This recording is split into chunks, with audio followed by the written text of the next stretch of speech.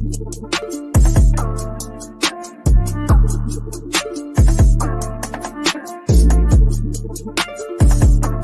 watching Reason and Theology Live, a show dedicated to charitable discussions, debates, interviews, commentary, and analysis. And now, your host, Michael Lofton. And we are back, everybody. Welcome to the show. Your host, Michael, joined by Timothy Flanders. How are you, sir? Christ is risen. Too blessed to be he's stressed, risen. my brother. I hear you. So it's been a busy Monday for me so far. How about you? Oh, the life of a post-insurance man as well. Yes, doing we well. both have that in common, right? This is the show about former recovering insurance professionals talking about talking That's what we should rename this conversation instead recovering of the insurance professionals. Yeah, instead of the St. Joseph Dialogos series. So you're a Byzantine Catholic certified now. Yeah. What does that mean? You're like you got the okay from the eparchy? Still waiting on that. So not certified in that sense. Although once you are going to a Byzantine Catholic church, you're already under its jurisdiction. But no, still waiting on the transferal of the right. But no, the show is definitely has the intention of promoting Eastern Catholic, especially Byzantine Catholic material. Okay, so yeah. Very, very good. But yeah, I don't know when it will happen when it comes to, how chanceries are. It takes forever. Mm-hmm. In fact, I need to probably give them a ring and find out what's the delay. Might be the Eastern Catholic thing, because when I've transferred from being Eastern Catholic to Roman Rite, they were just like, boom. How long did that take? It was pretty quick. Yeah, it was just a matter of writing a letter, and it was all done. Some chanceries are on the ball, but others, well, let me maybe stop there. Oh wait, are you trying to which jurisdiction of? So I'm technically Ukrainian. Byzantine Catholic, so Ruthenian. So I'm technically under Anglicanorum Cetibus, I think is what it was. The oh really? Motu proprio. Yeah, Anglicanorum Cetibus is the one that Benedict the 16th put out, allowing for the ordinariate, the Anglican ordinariate. I'm technically under that, even though we don't have any ordinariates around here. That's where my membership is. Oh, really? So it's within the Latin Rite, but through the ordinariate in the United States. That might be more complicated then. More hoops to go through. I imagine, but some of these chanceries. But again, let me stop there and not criticize them too much. I imagine they're pretty swamped. But yeah, so what we're doing here is we're continuing our discussion, this St. Joseph Dialogos. And so we're kind of talking about some of the distinctions and differences that we have when it comes to how to proceed with the traditional Catholic movement, because I would identify as a traditional Catholic. Now, you would as well, but I think you have a different definition for it, which we explored in the last video on your channel. So I think we would probably define traditional Catholic different. I would define traditional Catholic as a conservative Catholic, a person who is someone who wants to uphold tradition. Whereas I think that your definition that you were putting forward is a specific kind of traditional Catholic, specifically the movement of traditional Catholicism in the post-conciliar era, as exemplified by people like Michael Davies and others. I think that was your definition, correct? Yeah, basically. I mean, we're just talking about a historic. I mean, you might be talking about an ecclesial reality, or maybe a reality of piety, which I would agree that's a definition of just a general sense of Catholicism. Whereas I'm talking about a specific historical movement of the 20th century. Yeah, which I wouldn't identify with that movement anymore, although I used to. And of course, there are different people in that movement with different perspectives. So it's impossible to really just kind of say, here's what, exemplifies a person who's in this movement, because there's differences of opinion on various matters. But I was broadly in that movement, though I would no longer identify as such. But I would still identify as a traditional Catholic insofar as I want to uphold tradition. I don't think that you could be a faithful Catholic and not want to uphold sacred tradition. Right. Now, even things that aren't sacred tradition, like just regular ecclesial traditions, or post-apostolic or maybe even human apostolic traditions, I want to preserve those as well, unless it's necessary for the salvation of souls to reform them. In that case, obviously, I would be in favor if there's a necessity. But in the vast majority of cases, I don't think that there's a necessity to reform most of those things. And so we just kind of need to leave the boundary markers where they are and don't touch the boundary markers of our forefathers. We need to honor and respect the traditions that are handed down to us, even though they're not divine traditions. So even those that are technically reformable, I still want to be conservative with them and say, we don't need to just play willy-nilly with these things and just start discarding traditions just because technically they're not divine in nature. They're not sacred tradition, because they are effective vehicles and means to convey sacred tradition. And if it's not broke, why fix it, kind of thing, you know? And I mean, I would go further than I would agree with what you're saying, but I would say it's not only a utilitarian consideration. And I don't know if you're saying this, but it's not only just, you know, should we do this for the salvation of souls? Should we or should we not? Basically, is that the question?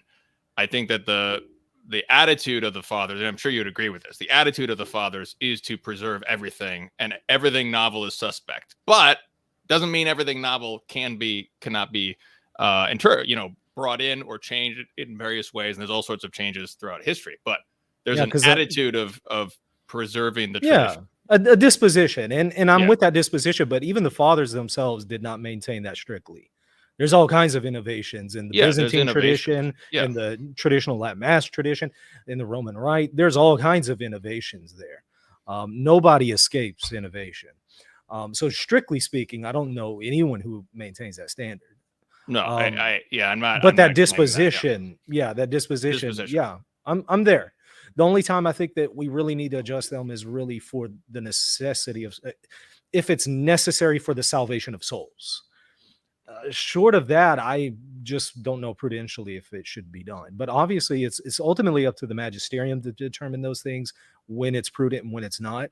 As a layman who's not a member of the magisterium, I can challenge the magisterium constructively and charitably and say, hey, I'm not sure about the timeliness or the prudence of this decision.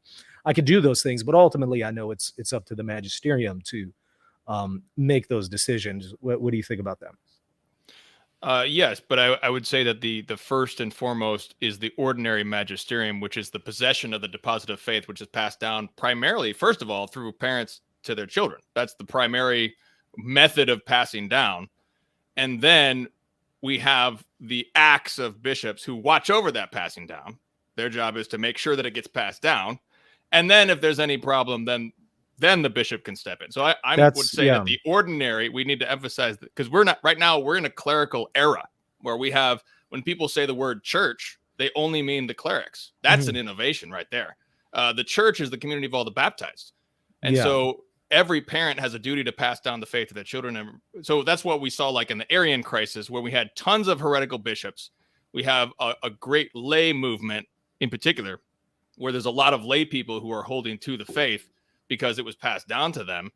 And they may not be clear as to where any magisterial act is happening because it was a very confusing time. So I'm saying that the ordinary and universal jurisdiction is primarily just passing down. Now you're talking about the mode of transmission, and that's most certainly the case, but determining what is authentic, authentically determining what is tradition is not up to any, it's not up to the laity. That's up to the bishops. They're the authentic interpreters. Well, let me make this distinction then. I would say that determining what is authentic tradition is primarily the duty of the magisterium that is already dead and gone. That has already been determined. Like the Council of Trent determined all these dogmas, for example. All the members of that magisterium are dead. They're saints in heaven, God willing. So they've passed down the dogmas of Trent. Okay. So and then secondarily, there's the living magisterium. But which also is the authentic interpreter. But but as Dei Verbum says, the magisterium is the servant of the word of God. That's all. Of course, it's not able to add to it, but that's not only the dead magisterium, but the living magisterium is the authentic interpreter of tradition. But the dead comes first, actually. It's primary in ontology and also it's tradition. Tradition itself is that was which was passed But there down. would be no way to pit them against each other. It's the same Holy Spirit who protects the living magisterium as it does the dead. Well, this is the problem with our era, Michael, is that people are pitting them against each other. People are pitting magisteriums against magisteriums. We have I don't think that the magisterium has been, though. No, well, ontologically speaking, the magisterium, in the ontological Platonic form in which magisterium exists, that's impossible. I'm talking about a day-to-day historical reality. We have one bishop, one pope. We have people trying to sway one bishop to go against this or against that. And we have magisterial actors against magisterial actors all fighting with one another. Yeah, so outside of their magisterial capacity, though. Right. Okay. So if we talk about in the historical reality that we live, because we don't live in the magisterial ontological Platonic form world, even though that exists and the Holy Spirit is working through it. We live in history, obviously, and in history we have cardinals against cardinals and bishops against bishops. So people are trying to do that, and what we must first start with is the tradition to pass down, and then obviously the magisterium has authority to authentically interpret that. But I would just quote from Dei Verbum about that. But oddly enough, it's Dei Verbum 10 that I would use to back up exactly what I'm saying. That's what's so curious here. Because not only Dei Verbum 10, but also Lumen Gentium 25, both of them together. But we might be saying effectively the same thing, but I think we might be just coming at it from a different perspective. I think we are saying the same thing, but I think that both of what we're both parts, like, because I'm just emphasizing that the tradition is sort of ontologically prior to the living magisterium. Oh yeah, but you're emphasizing that the living magisterium as the must interpreter authentically, and I agree. As the interpreter, and both of those, like if you go too far on either of those, I think like this we could talk about problems with the trad movement, because if trads go too far into the tradition, they become Jansenists, basically, where they effectively deny that a living magisterium exists at all. And so that would be entering into a different church than the Catholic Church. And where they privately identify with his tradition over against the living magisterium. I think that's a concern as well. Would you agree? I would agree, but with qualification, because first of all, when I confess the dogmas of Trent, I'm not privately interpreting the dogmas of Trent. When a bishop comes to me and denies the real presence, and I say, you're a heretic because you're defying Trent, I'm not privately... It's because the church has publicly already defined various things. So in the cases of when it's explicit, I think we can identify that as private individuals. In other cases, when it's not as explicit, we do need the magisterium to kick in and offer an authentic interpretation. And I think that sometimes, laity are in their private capacity trying to interpret those less than explicit instances over against the living magisterium, and that might be problematic. Yeah, I would agree with you. I think in terms of when we talk about theological notes, things that are less certain, things that are less clear, things that just cropped up the past few generations, those are things that laity should not presume to resolve. Certainly, if they're laity, this has to be resolved by the magisterium. Things that are sort of, by definition, dubia in the general sense, just doubtful things that are not certain, they're not clear. I think the death penalty is an example which it has seemed clear for many years, and now it has been thrown into doubt in some way.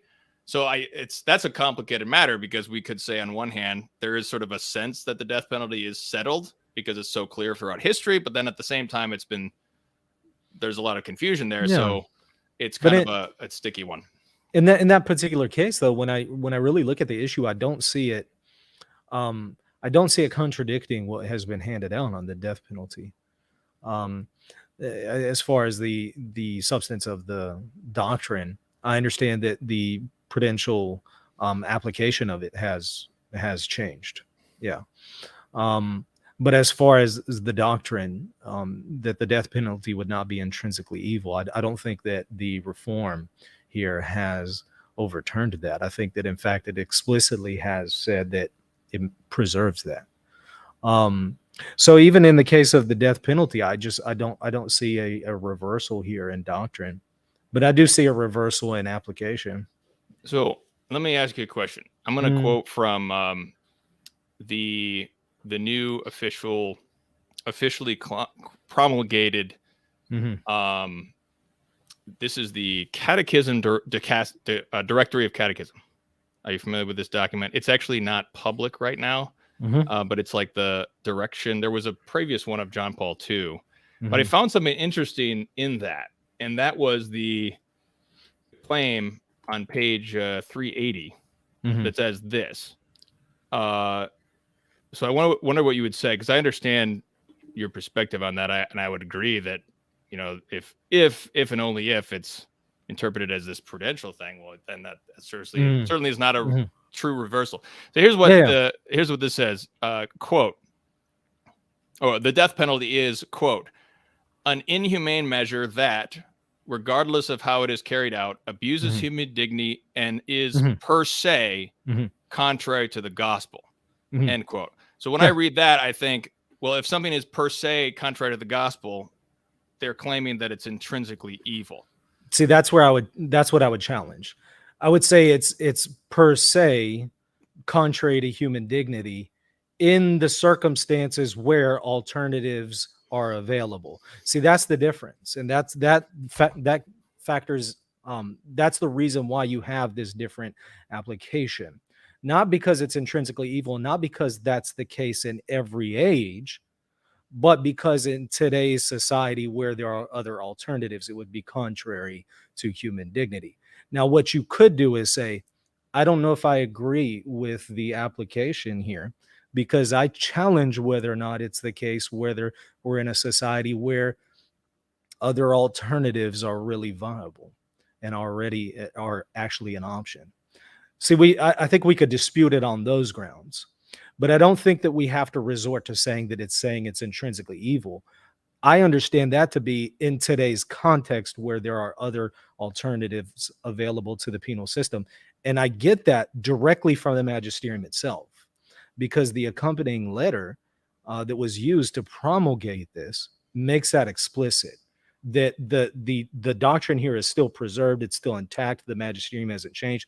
It's made that explicit, which tells me it's not going against, it's not saying it's intrinsically evil, but what it's saying is it's contrary to human dignity in the context of a society that has these alternatives. In a context of a society that might not have these alternatives, it's not necessarily excluded. What do you think of that? I mean, that's the only way you can possibly interpret it without. Yeah. I Any other way, I think you would have a rupture there. And in my estimation, I don't think that this is something that could be doctrinally reversed. You know, we've spoken about non-definitive reversals, but in my estimation, the proposition that the death penalty is not intrinsically evil, I would defend that as definitive. So I don't think that could be reversed. I don't think the magisterium could come and reverse that one. Yeah, I would agree with that. Yeah. Okay. I mean, I think that the issue is that it is not.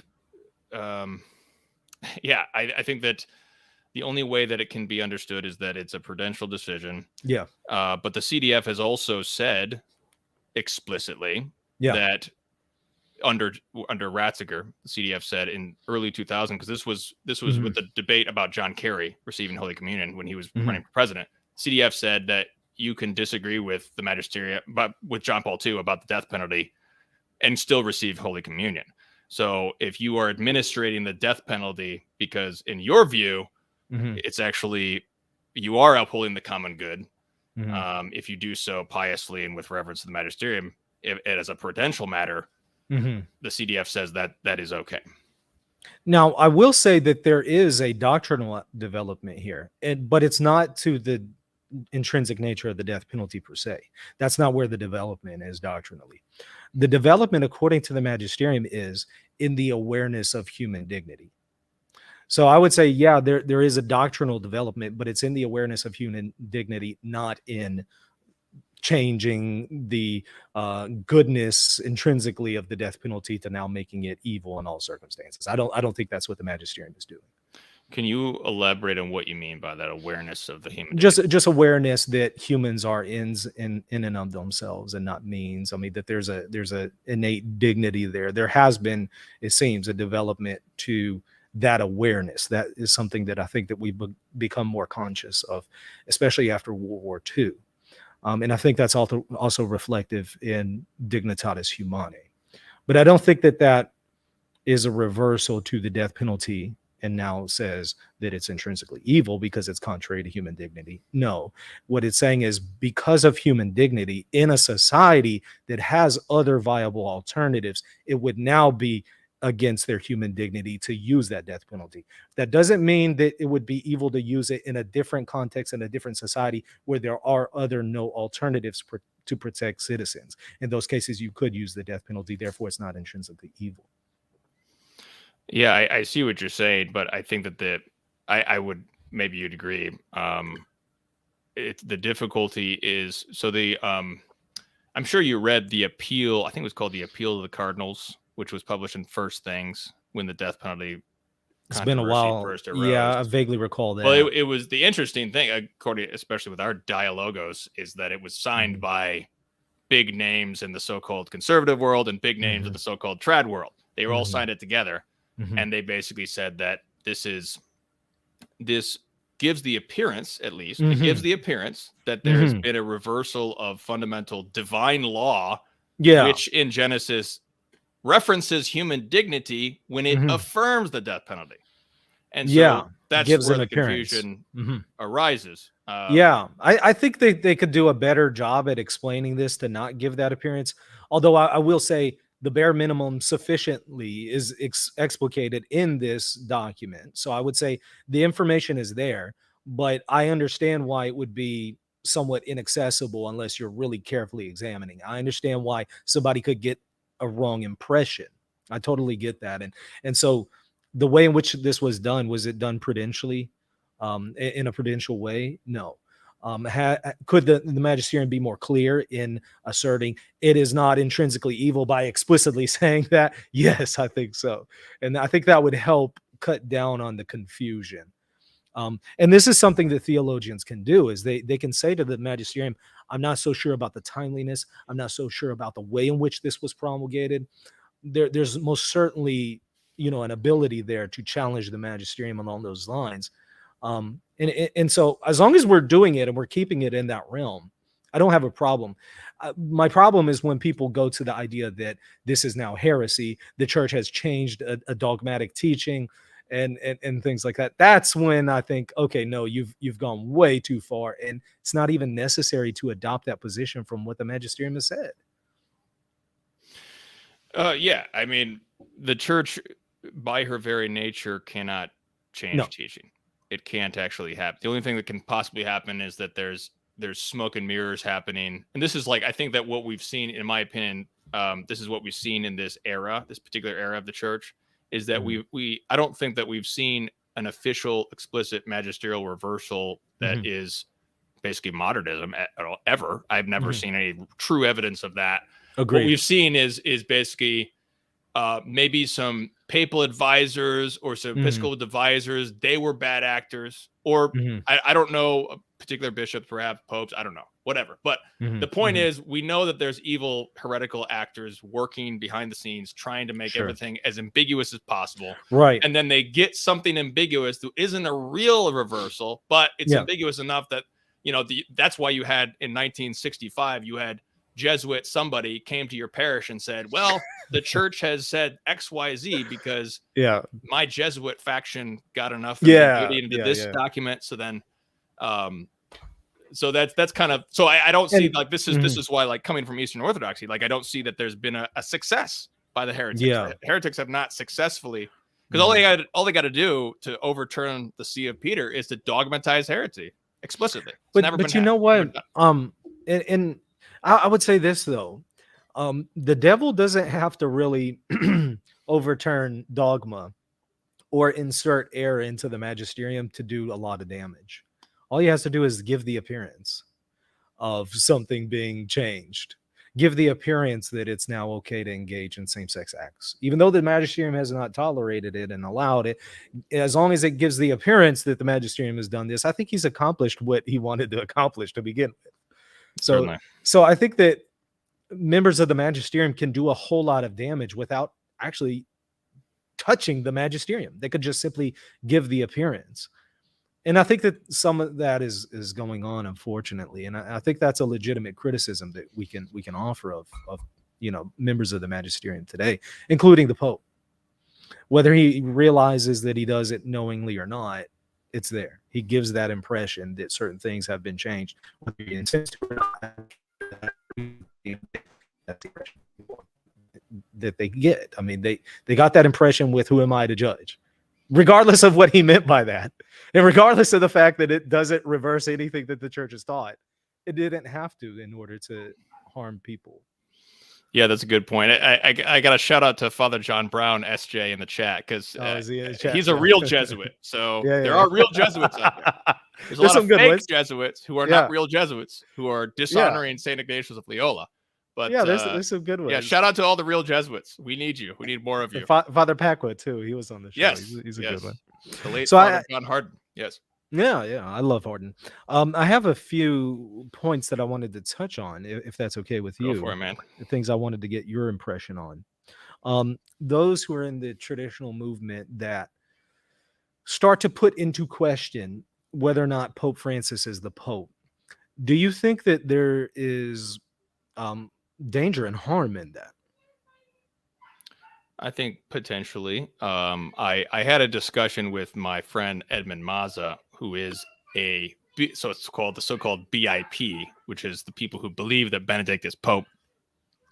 And we had a conversation on Meaning of Catholic, and I discussed with him why his particular position. I'm not really familiar with a lot of the other BIP people. I just know Mazza, so I can speak about Mazza, but I don't find his position to be problematic because of the way that he goes about it.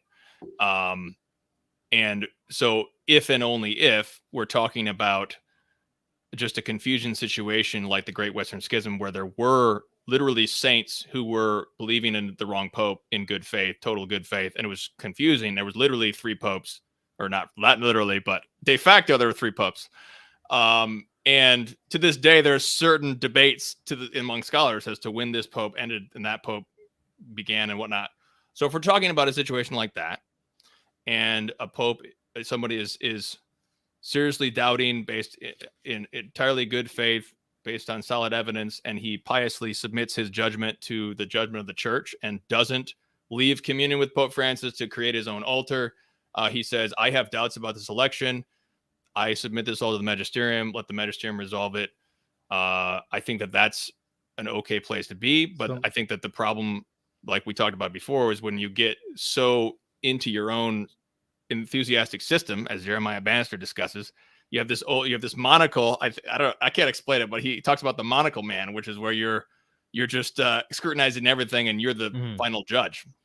Well, then you've created your own church at that point. So as insofar as BIP people are going that far, then I would say that is very problematic. That's the same kind of attitude as Jansenism, sedevacantism. So let me make sure I understand.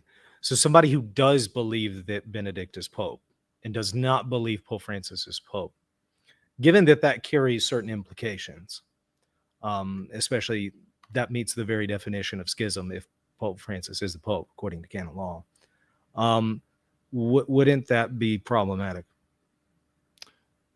It may be problematic. So what I'm saying is, if we're in a situation where the greatest saint of the era, Saint Vincent Ferrer, believed in anti-Pope Benedict. It was a different Benedict 13th or whatever. He was the greatest. I mean, he was raising people from the dead, converting thousands, speaking in tongues. He was wrong about the Pope. So if we're dealing with that sort of a situation, I would not say that Saint Vincent Ferrer was ever in schism. Sure. So if we're talking about that, like if we are in such a situation, I think we are in a confusing time. I don't personally think BIP is very convincing. But I do know my friend Edmund Mazza, and I do think that he's totally good faith. He hasn't left communion with Pope Francis. He is in communion with Pope Francis. He actually, one of the things I thought that was reasonable was that he quoted, and I don't remember the name of, but he was one of the scholars of Communio, the journal Communio, which is entirely mainstream journal. And they said that we need to basically investigate the election and these issues with validity and all that. And they said something like that. So I say, well, if we have this mainstream guy who's saying, well, we need to investigate further, and if they're just saying, hey, we need to investigate, because I have grave doubts about this. I do think Benedict is still Pope. I think that potentially could be okay if and only if we're doing it in this. I think situation. A doubt is different than an assertion. If you're saying Benedict is Pope, it's no longer doubt, it's now an assertion. So there would be a difference between a person who says, I have some questions versus a person who says Benedict is Pope. But you also mentioned there that this was contingent on whether or not there's good reason. Let's just go ahead and concede for the moment that during the Western Schism, there was good reason for a person to, in good conscience, maintain an anti-Pope as Pope. Let's just go ahead and grant that for the moment. Is there good reason to believe that Benedict is Pope? In my estimation, no. What do you think? Yeah, I agree with you. In my opinion, I don't see sufficient evidence. And we talked about this with Maza on Meaning of Catholic. He presented all his evidence, and I don't think that there's sufficient evidence to say that, because Benedict has maintained, he said in his decree that the office will be vacant. So I don't think that it doesn't seem like there's enough evidence. I mean, if Benedict was deposed by an emperor with an army, maybe we could have a conversation, but I don't think that, promulgating a Latin decree that says the see will be vacant on such and such a date. Yeah. I don't think it's very to me, there's not good enough evidence. So yeah, I hear you there. And another aspect that could potentially be problematic to this is, of course, secondary objects of infallibility. And I would say that there are instances where Pope Francis has engaged the infallible charism in the case of canonization of saints. So assuming canonizations of saints are, engage the charism of infallibility, if we then deny his pontificate, I think that that's a denial of a secondary object of infallibility, which would fall under, the second most grave, the second gravest theological censor that there is. What do you think? Yeah, I think that's a valid point. Obviously, canonizations, I've not studied some of the modern controversies. I know that there are some controversies with canonizations, but it is traditionally held to be infallible. So we would first need to, if we first assume that it is infallible and that's a certain theological note, then I think that your conclusion would follow. It follows, right? It's all contingent on whether or not the canonizations of saints employ the charism of infallibility. But I think that there's a very, very strong argument for that. So what do you think about people who say that the liturgy, as officially promulgated, could harm souls, not abused or something like that? We all know that harms souls. But the liturgy as officially promulgated in an apostolic constitution is objectively harmful to souls. What do you think of this? I want to say that falls under a theological censor. I want to say that falls under theological error. And I'm basing this on, you can especially see Monsignor Van Noord, a preconciliar manualist. He notes in his work on ecclesiology that the proposition that the church's liturgical and disciplinary decrees are infallible is theologically certain. So, of course, the opposite, the censor for that would be an error in theology. And here by infallible, let me clarify, that does not mean irreformable. Most certainly they could be reformed, and it doesn't mean the most prudent. Most certainly a decree could be without error, infallible in that sense, in the sense of a harmful error. Let me put it that way. So when we say here infallible, just think safe, not harmful to souls. It doesn't mean that they're prudent, the most prudent. It doesn't mean that they can't be reversed and changed. It just means safe. So when we say infallible, let's just keep that in mind. That proposition, he wants to say, is theologically certain. Therefore, the opposite would be an error in theology. Those who then maintain that, do you agree that they would now fall under a theological censor, or would you contend or contest those premises? Well, let me first say, so yes, first I would say that it's absolutely certain. Let's see, I think I would make three distinctions of this question. First and foremost, the question of sacramental grace is the most important question about the indefectibility of the church and the liturgy and everything, is the conference of sacramental grace, because that is one of the factors of the indefectibility of the church, because the church cannot be The church is the sacrament of salvation. The church cannot be deprived of sacramental grace. This is this is like one reason why I'm not a Sedevacanist, because the Sedevacantists believe that Novus Ordo is invalid. Therefore, the church has been deprived of sacramental grace, except for your little Sede chapel. Well, I would say that's absolutely certain to be infallible. The church cannot possibly promulgate an invalid sacramental rite, because then she'd be deprived of sacramental grace. Okay, so that's the first thing. But what you're getting at, I think, is below that, because now we're talking about safe and unsafe. And you would say, now we need to determine what are the criteria for safe and unsafe, because we've already determined, yes, there's no way we can be deprived of sacramental grace. Okay. Yeah. So then we need to go into a bunch of distinctions within safe and unsafe, because you would agree that there can be reforms. So there could be some sense in which the liturgy is not the best it could be, in some sense. So we're going to reform it. So I think that in only that sense we could definitely agree that there is sort of not really harm. I don't know what we'd say, but it's not the best. Is my best way to say let me that? define then safety. Okay, go ahead. So safety here would just mean that a person is able to attain their spiritual end. They're not being impeded by the church from attaining their spiritual end. That's how I would define safety here. And the church isn't promulgating anything that would detract or take you away from attaining your end. That doesn't mean that it has promulgated something that is the most effective in that. So what would you say? So, I mean, because the first thing I would say is, if you're deprived of sacramental grace, you're impeded. So therefore, that's certainly a case. So then what would you put in the category not that would be impeding your sacramental end? Hypothetically? That would be one. I would think another thing that would impede your sacramental end is by putting something officially in the liturgy that is scandalous and turns you away from wanting to even attend. I would say it can't insert that officially into the rubrics, into the liturgy. You can have bad celebrants who do that. But again, I would identify that as an abuse. I wouldn't identify that as what has been promulgated. So in other words, the rubrics, what has been promulgated, would not scandalize you, because I think scandal would then impede you from reaching your end. Well, I think that's a difficult definition, because scandal is both objective and subjective. So because some people could be scandalized objectively. I'm aware some people could be subjectively scandalized by the rubrics, but I'm saying legitimately, objectively, you couldn't be scandalized by it. Like, I'm sure there's a lot of people that would be scandalized by the rubrics that allow for communion on the hand. But I would say, very technically speaking, communion on the hand is not something that scandalizes.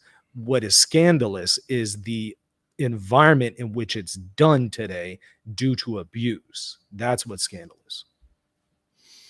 I mean, that's a good example that you just brought up, is communion in the hand.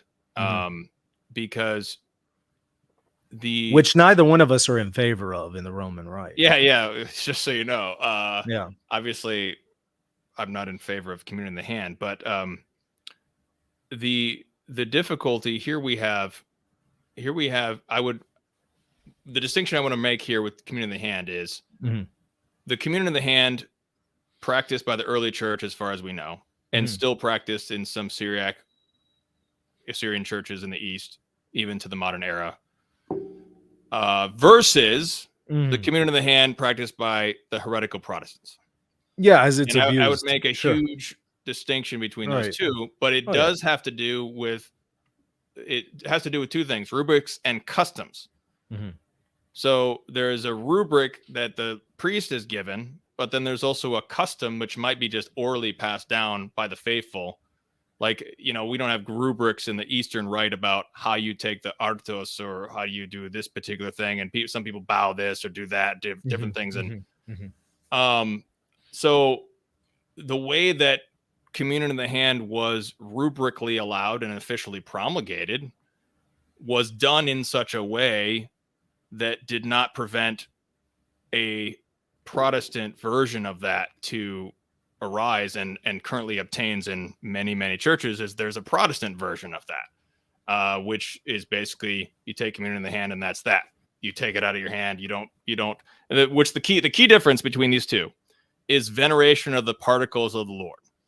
and this was confirmed by the CDF during this whole controversy, was that the particles of the Lord still are the body and blood of Christ. And so you have to lick your hand or inspect your hand or incest your hand or do some sort of extra custom, all these other things to properly receive in the hand according to an Orthodox manner. So I would make a claim right now that the way that communion in the hand was permitted by indult certainly caused scandal because it was very Protestant. It was coming out of the Dutch catechisms, which were explicitly denying the real presence of Christ, which was rebuked by Paul VI.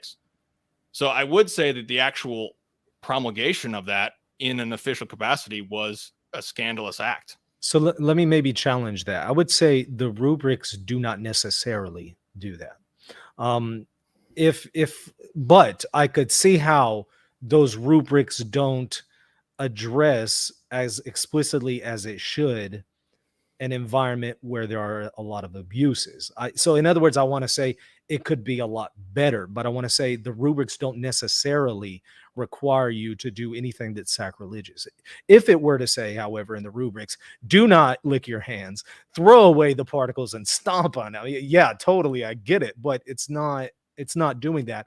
Could it make it more explicit of what to do with those things instead of assuming you already know? Yes. But in and of itself, those rubrics aren't evil and aren't sacrilegious. It's just they're not doing enough to account for an environment where these things are being abused. Would you recognize that distinction? Well, here's the problem: is that rubrics don't exist in and of themselves. Rubrics only exist in history. They only exist at a moment in time, at a place. They only exist that way. I mean, in terms of if we extract out of them and take them out of history and we think of them per se, I would agree with you. But the problem is that they do exist in a given time. So the situation we have is we have these countries that are heavily Protestant influenced who are seeking to impose heretical views. Basically, we know this from their own catechism, their own teachings. And so we have a situation where in that moment, I mean, I don't think we disagree. I don't think we disagree, Michael. But this is like, we got to like hair split all these distinctions to try to get to that. And I mean, I think that the problem is that we're dealing with the messiness of history where we don't exactly have, I don't think the magisterium has given us the proper distinctions to deal with this question. Like from Van Oort, I think he deals with like a very baseline general concept, which I think we should all agree with that. But there are these historical situations where it's like, well, what level of promulgation do we allow? We could get a whole lot more explicit than those guys did. And they were in an environment where they didn't have to get more explicit because they weren't having to deal with the problems we deal with today. Yeah. Today we're having to, preserve what they have given us, those good things, those truths, those principles, but apply them in a nuanced way because today there are some deficiencies. And we have to be able to account for that. So we have to give a nuanced account of what they're saying. So I agree with that. But I would say that the rubrics do assume the real presence and assume you will be respectful. I don't want to say that they don't in any way promote sacrilege. So if we're considering the rubrics even in a vacuum, but although I understand what you're saying, but if we do just consider just rubrics, I want to say still what's officially promulgated is not necessarily sacrilegious, but I could see how in a context where people are doing abusive things, how that does not do enough justice to the situation.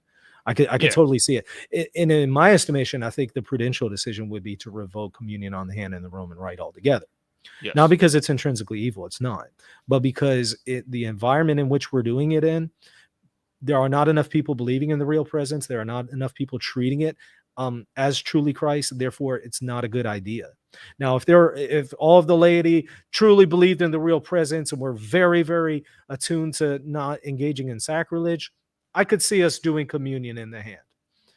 But that's just not the context today in the Roman Rite. So I don't think that this is a timely decision. But I still want to say what has been officially promulgated is not harmful to souls. It doesn't impede anybody from reaching their end. Yeah, I mean, I would agree with you and add to this agreement by saying like we started this whole conversation with saying that we have this we should all have this assumption that we're preserving tradition. So it is okay. There is a sense. So like there's a sense that the magisterium could have done it better in this case, but there's also a sense that there's a duty on the faithful to be formed and interpret everything in light of tradition. So even if there is not an explicit thing like you're saying, we have a duty. There should be. Sure. Most certainly. I mean, if we're listening to the magisterium about the real presence, nobody should ever commit an act of sacrilege voluntarily, knowingly. Now, one last thing I wanted to address very briefly and get your thoughts on. Those who would say that Pope Francis teaches heresy, I want to get your thoughts here. And what I mean by this is not the notion that he, as a private person, maintains a heretical proposition, perhaps materially or maybe even formally. I'm not talking about him as a private individual maintaining heresy. I'm willing to say, although I'm not sold on it, I'm willing for the moment to just concede a pope could privately maintain a heresy materially or even formally without losing office. I would maintain that. If we're going to go ahead and assume that this could happen, I would maintain that. But that's irrelevant. I want to say, get that out of the mind. We're not talking about that. We're talking about what he has actually promulgated in his magisterium, that he has actually put forth heretical propositions in his magisterium, not in an informal interview or something, in his magisterium. Do you think that that is a concern in the traditional Catholic movement, or is that not an issue because there's really not a lot of people doing that? You mean doing what? Asserting that Pope Francis has? Because I would say that's becoming, I would say that's becoming prevalent among some traditional Catholics to say that Pope Francis has put forward heresy in his magisterium, and even the Second Vatican Council has put forward heresy in its magisterium. Well, I mean, I would say that asserting that a pope is teaching heresy, the best example of this is what was the name of that dialogue? I've got it in John Lamont's book here. Talking about on the Beatific Vision. This text right here is the one defending the faith against present heresies. This is the one with let's see, open letter to the appeal of the cardinals. Well, there's the filial correction. Is this the one I'm thinking of? It's the one that actually accuses him of the delict of heresy and gives oh no, this is not it. It's the I think it's the open letter to the bishop of the Catholic Church is what I'm talking about. This is the one that accuses Pope Francis of heresy and gives out the doctrine. Okay, yeah. So this is signed by Father Aidan Nichols. It's signed by Professor John Rist. John Rist. If you don't know Aidan Nichols is one of the most well-known mainstream scholars. He's still published in Communio. He's phenomenal. Joseph Rist is taught at the University of Toronto, Augustinian Island in Rome, etc., etc. So this is the official letter that accuses Pope Francis of heresy. So I would not say that accusing Pope Francis of heresy, if and only if it is done in this sense, is a problem, because the question of a heretical pope, if the pope can preach heresy, if he cannot in his official magisterium, I would hold that has not, all of the aspects of that have not been resolved by Vatican I. And perhaps you might disagree with that, but I would hold that it is not all resolved. And so therefore, in a grave time such as this, it could be done if and only if it's done properly, like as they do in this text. So I don't know if that answers exactly what you were getting at. So the proposition, the magisterium can officially teach heresy, for you would be something that is debatable. We can have a discussion there that doesn't fall under any theological censors. Because that's what that position assumes. To say Pope Francis teaches heresy assumes the idea that the magisterium can officially teach heresy, unless we don't believe Pope Francis is a pope. Well, I would say yes and no, and I would say that there are aspects we know from Vatican I that the Pope he's infallible on faith and morals when he speaks ad cathedra. Yeah, I'm asking, can the magisterium teach heresy in a non-definitive fashion? We're not talking about ex cathedra. I would say that that's not a resolved question. I don't think that I think that generally the majority view, I think, would say no.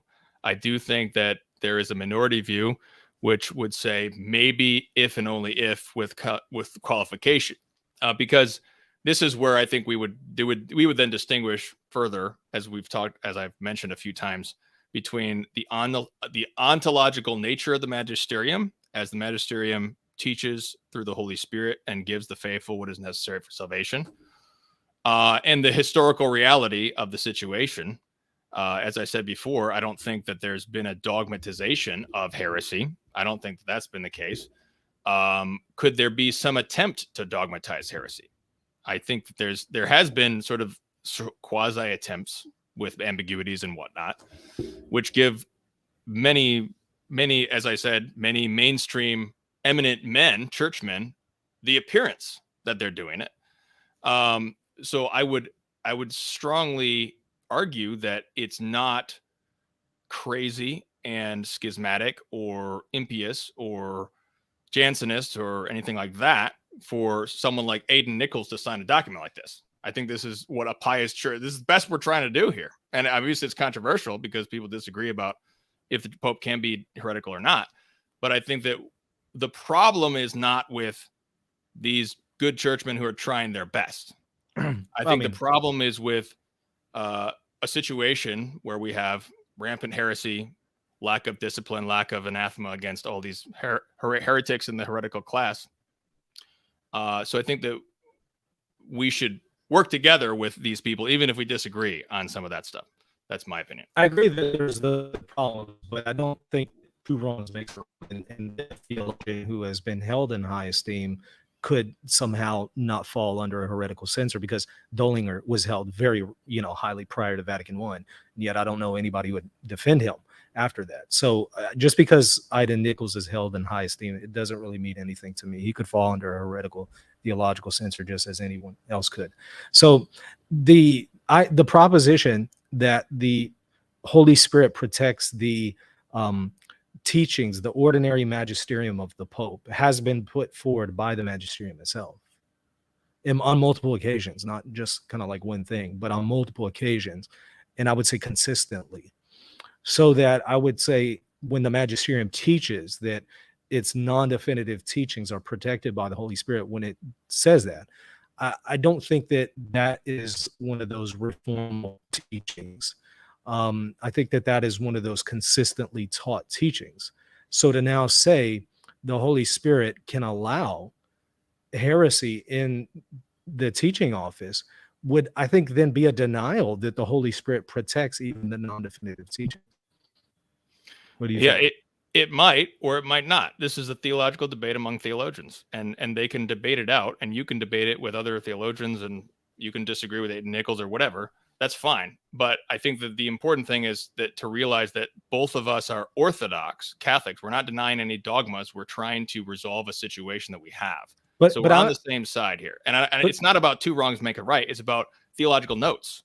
But that's what I would challenge. I would say that this would be you're a theologian challenging another theologian. I would say that's an irreformable teaching, and so that whenever you then deny that, you're putting yourself against something that's reformable. I think that this is not one of those things that is just kind of like a minor theological censor that maybe there's some wiggle room with. But I think that this is one of those more definitive things. There hasn't been an explicit definition on it. But would you say that your proposition you're making right now is debatable, or is it quite certain and everyone should agree with it this way? Like prior to Nicaea I, prior to an explicit definition on Jesus being consubstantial with the Father, was it okay to deny it? No, because the ordinary magisterium had proposed that in its consistent preaching definitively. Therefore, even prior to Nicaea I, nobody could deny that. I would put this in that same category, even though there hasn't been an explicit definition saying this. The consistent teaching of the church presents that, so that if you go contrary to that, I want to say you're in the same category as denying the deity of Christ prior to Nicaea's definition. I think that's excessive. I think that's excessive because we're talking about a baptismal formula that you just compared a baptismal formula, Father, Son, and the Holy Spirit, with people who are debating about the intricacies of papal heresy or not. I think we're talking about different. You're talking about a debatable thing, which has just arisen more and more in our era. No, you could baptize people in the name of the Father, Son, and the Holy Spirit and deny the divinity of Christ. Not licitly or validly. Yes, I mean, yes, you could inconsistently maintain. You're comparing the Trinity with a debatable thing that's been debated for quite some time. I'm comparing something that's high in the hierarchy of truths with something that's low in the hierarchy of truths, just as indulgences are low in the hierarchy of truths, yet those are dogmatic. So I'm comparing something that's high in the hierarchy to something that's low, yet both, I want to say, are definitive. So it really doesn't matter where it is in the hierarchy of truths. I could give you another analogy. I could just compare it to indulgences. Right. You could be right, Michael, about what you're saying, but I'm saying that there's enough theological debate about that I would still put that in the category of certain debatable topics. Yeah, see, that's where I disagree. I don't think that there's enough theological debate. I'm happy to hear more.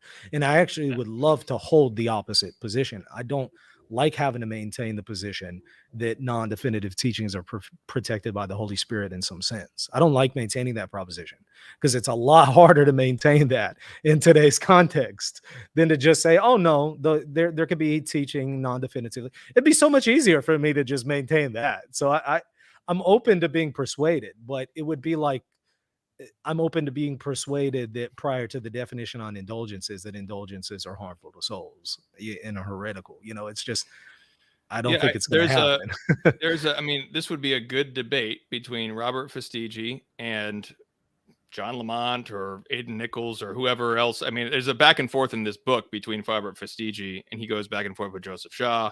And so, yeah, this is definitely a debate.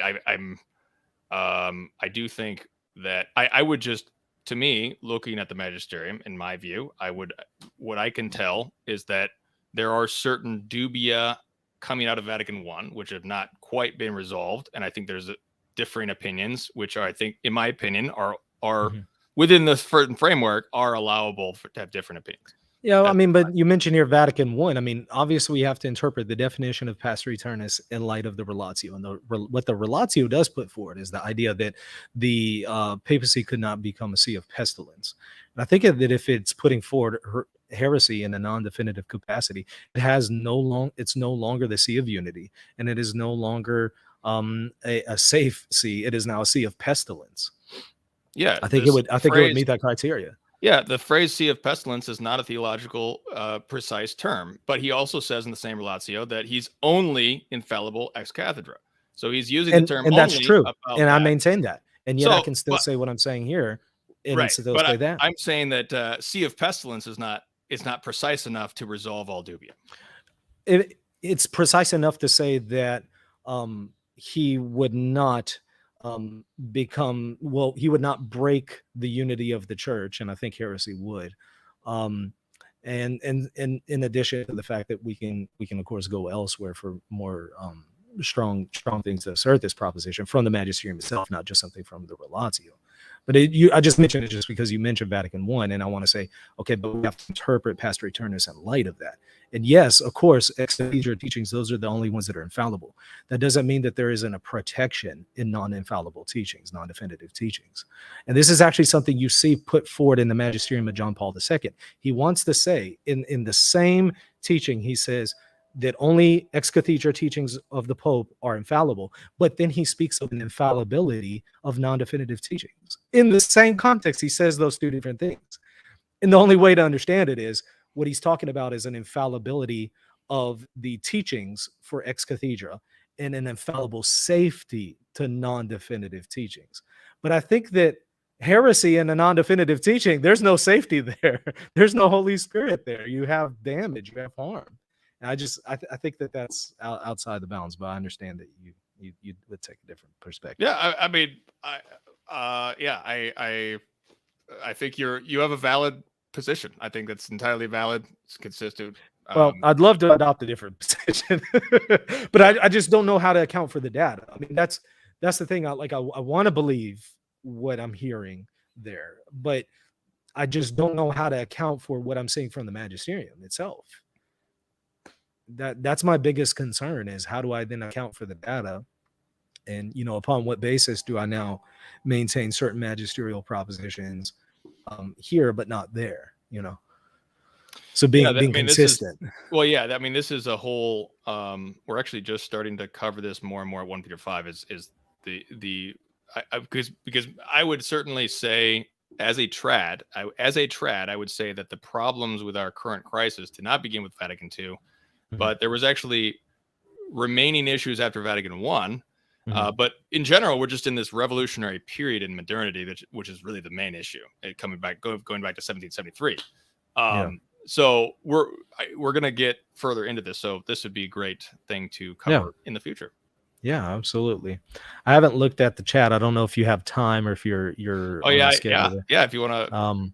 If y'all have any questions, go ahead and put them in there to @Reason and Theology. I'll give y'all just a second to put them in there. If we don't, we'll kill the stream here in just a moment. But I'm looking through the chat. Crimson Catholic says, just want to say thanks for this series. It's really gratifying to see thoughtful Catholic conversations. They are happening everywhere, but not always in public view like this. Well, you have Timothy to thank. It was his idea. So thank Timothy for that one. Let me see. Are you spotting anything in the chat there that looks like something? Well, there were some questions about communion in the hand, and I just want to recommend people go. I did a show with Cameron O'Hearn at I think this is an issue where trads and so-called non-trads, or whatever you want to call them, I don't think that there needs to be even a disagreement. I don't think Michael and I even disagree about this. Like Michael just said, we don't want communion in the hand. But I would recommend, if you go to YouTube and you search communion in the hand, Mass of the Ages, we did a whole show and we went through all of the magisterial acts, the statements of Paul VI, all these things. We went through all of them. We quoted them all. We went through John Paul II and everything. You can get deep into that topic. And I want to recommend, this seems to be the best book on the topic, is Holy Communion, Communion in the Hand by Bishop Juan Rodolfo Laise, published by PCP Press. This is a fantastic text which goes into this history. So I would recommend that for people with questions about communion in the hand. Thank you.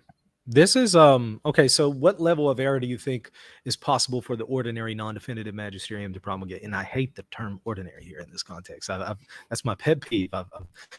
I know what you mean, though. I get what you mean, but ordinary technically could refer to also definitive teaching. So that's why I don't like using that term, although occasionally I'll do it just for accommodating purposes. What level, however, do I think of for non-definitive magisterial teachings?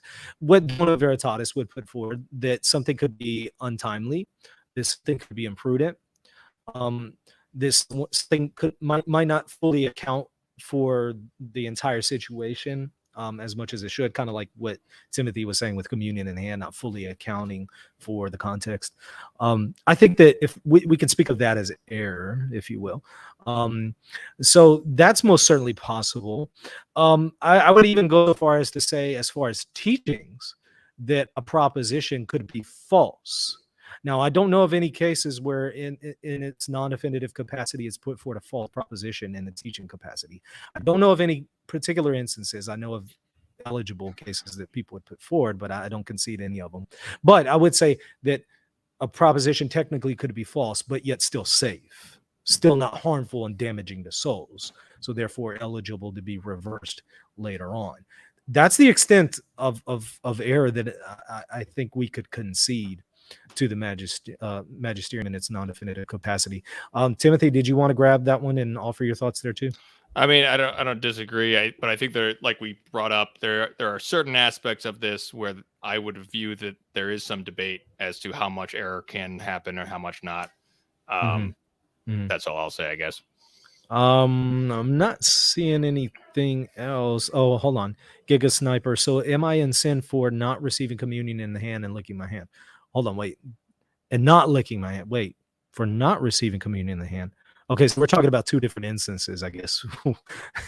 So, okay, let me weigh in here, and then you jump in and offer your thoughts too. Um, I think that if you have a priest who is in error and refuses to give you Holy Communion on the tongue in the Roman Rite, he's in error for that.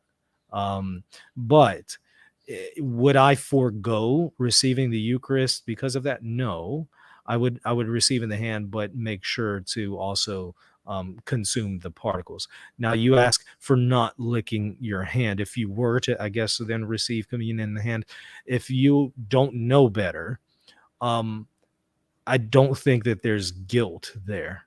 But now that you know better, to be careful with those particles, if you were to then go and just completely drop them all over the floor, I think that there could be some culpability there at that point. So now that you know, Timothy, what do you think?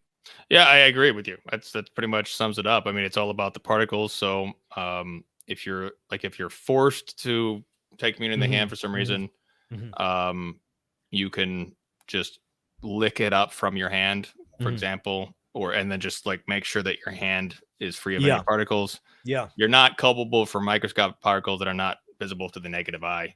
Let the angels handle that one.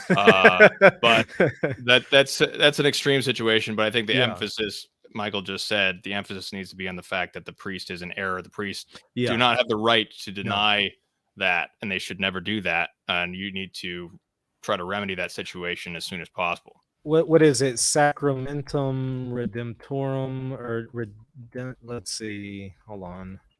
Redemptoris. Hold on. Yeah, we went through in my show. I mentioned we went through all of the documents. Yeah, Redemptionis Sacramentum. It notes that in the Roman Rite you have the ability and right to receive on the tongue. So I would say the priest would be an error in that case. Right. But yeah, and that's, look, the thing is, I've received communion on the hand before and then looked at my hand to see if there's particles, and there are. So this really does happen. So we just need to be careful insofar as it's possible, as you noted. If it's something that we can't control, I mean, leave that to the angels.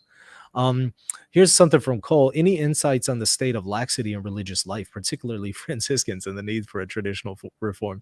What do you think of that one, Timothy? Well, I mean, religious movements are always getting lax, as we know from St. Teresa of Avila in the 1500s. So there's always a fire and a zeal from the founder, and then eventually 200 years later they're lax. So there's always a need for that. But generally, as far as I know, they're pretty much all the religious orders have been really, really lax. There are a few Franciscans, to my knowledge, that are much more serious. There's one that I'm aware of that broke apart and made their own thing. Franciscan Sisters of the Eucharist. They're Orthodox. There's the Franciscan Brothers of the Immaculate, which were suppressed. They were Orthodox. They were like reconstituted in various areas, as far as I know. But we definitely, and there's the Knights of the Immaculata, who are not.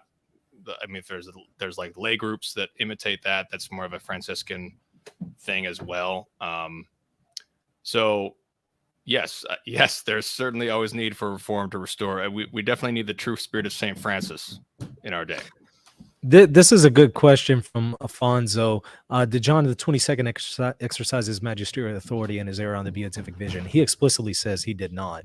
Now, he put it forward in a homily. Now, some papal homilies could be magisterial. That is, if they're intended for the universal church. But anything lesser than that, him speaking in a lesser capacity, is not magisterial technically, unless he intends for it to be. So I would say no, he did not engage the papal magisterium, even though it was in a homily. This was not one that was a magisterial homily. What do you think of that one, that particular case? I mean, I would say that some of these distinctions about the magisterium are modern distinctions that we're trying to work out these different things. So did they really make that distinction in John the 22nd's time? I don't think so. I think that the problem we also have is that a papal homily is just to those guys. It's not to the universal church, period. But a papal homily today is to the universal church by default because of technology. But we could also note that a papal homily in the when was that, 1300s? Yeah, 1300s, done 22. A papal homily, I mean, it caused a reaction from the University of Paris. And I don't think that they were just saying, oh, well, that's just a papal homily.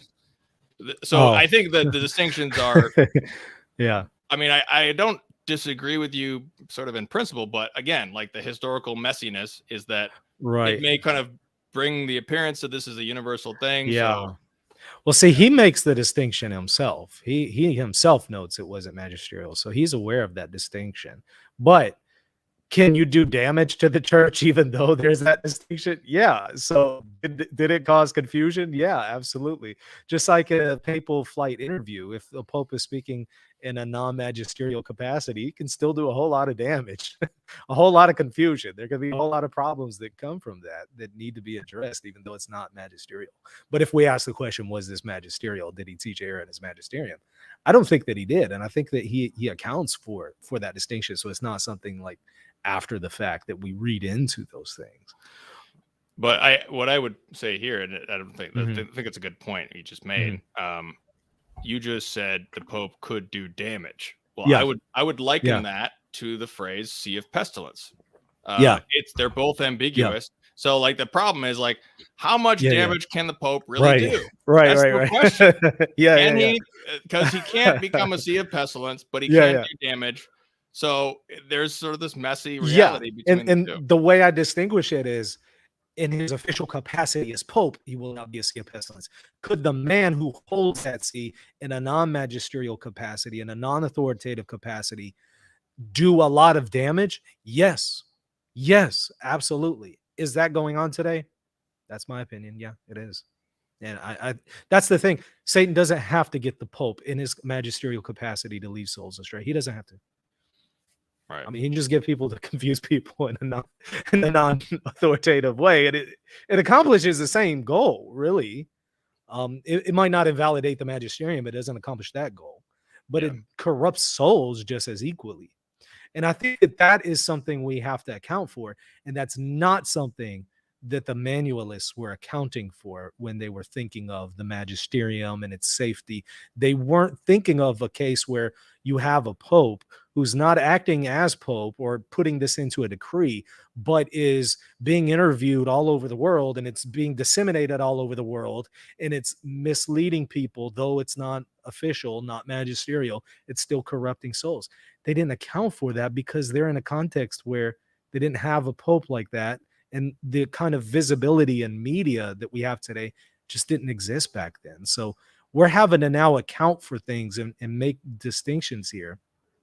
But in making those distinctions, I don't want to throw out what they were saying about an infallible safety for decrees and stuff like that. And my just to bring it full circle, my criticism here is I'm seeing that in the traditional Catholic movement. I'm seeing them go to the other extreme and saying because of those non-official confusions in the Pope's non-official capacity, because of those things, the see has been corrupted. He's teaching error. He's promulgating error and heresy, and I think that's going too far. Yeah, and I mean, I don't disagree that there is a line to cross to go too far in that direction. I think we just disagree on where exactly that line is in this middle ground, and I think that there's, in my view, I think there's a little bit wider debatable area, and I think in your view it seems like there's a little bit less debatable area, more narrow. So yeah, and this is why it's necessary at this point, in my opinion, for the magisterium to offer an explicit intervention, just like it was necessary by the time Nicaea to offer an explicit intervention on the consubstantiality with the Father, even though it was already there definitively. When you have an Arius corrupting souls, it becomes then necessary to offer an explicit definition. And I kind of think that's where we are. The papacy needs to offer some explicit definitions here and give some further clarification. I don't think that's going to happen under this pontificate, though. Yes. But anyways, my camera looks like it got overheated there, so I guess that's our cue. Right. It's 100 degrees outside. The little AC in here is going as hard as it can, but I guess it couldn't keep the camera cool. So So I guess we'll go ahead and end it there. Thank you so much for coming on and doing this. Really enjoyed it. Looking forward to the next one on your channel. As well. Yeah. If anybody has topics that you would like me and Michael to talk about, feel free to comment or whatever. And this is going to be every month under St. Joseph. Typically, it's going to be first Wednesday of every month, under St. Joseph. We had to reschedule because I was out of town last week. So it'll be sometime in June. So and tell people about your channel. Sure. Well, yeah, meaningofcatholic.com. This is our lay apostolate. It's me and Paleocrat, Hall, Fowler, Medina, others. We're actually just starting a domestic church group as well. Our ladies are on Instagram. So shout out to the ladies. If you want to check out Meaning of Catholic on Instagram, that's more domestic church stuff. So that's what we do at Meaning of Catholic. Perfect. Thank you so much once again for coming on. And everybody, thank y'all for watching. Don't forget to subscribe to this channel if you haven't. Hit that like button. Share this on your social media. Show people how we can have these conversations in charity. So help disseminate this far and wide.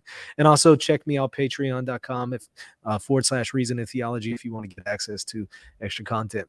That's going to do it, y'all. We will see y'all later. God bless.